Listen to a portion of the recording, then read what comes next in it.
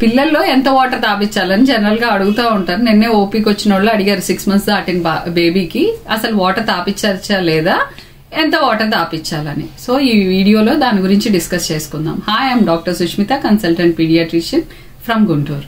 6 months దాటిన పిల్లల్లో 6 to 9 months 120 ml వరకు వాటర్ తాపించవచ్చు. 9 months to 12 months పిల్లల్లో 240 ml వరకు వాటర్ తాపించవచ్చు. 1 year అబోవ్ అనుకోండి 750 ml వరకు వాటర్ తాపించవచ్చు. యూరిన్ కలర్ బట్టి కూడా మనం హైడ్రేషన్ స్టేటస్ ఎలా ఉంది అని అసెస్ చేసుకోవచ్చు. డార్క్ కలర్ యూరిన్ అంటే వాటర్ సరిపోవట్లేదు, ఇంకా ఇవ్వాలి అని. లేదు కలర్ బానే ఉంది అంటే వాటర్ సరిపోతుంది అని.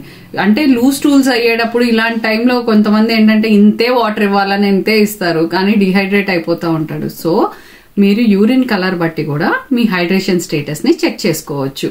అండ్ 6 months బిలో పిల్లలకి వాటర్ ఇవ్వచ్చా, ఇది చాలా మంది అడిగేది. ఎండాకాలం వచ్చింది, ఈ కాలం వచ్చింది, వాటర్ పట్టించచ్చా అని.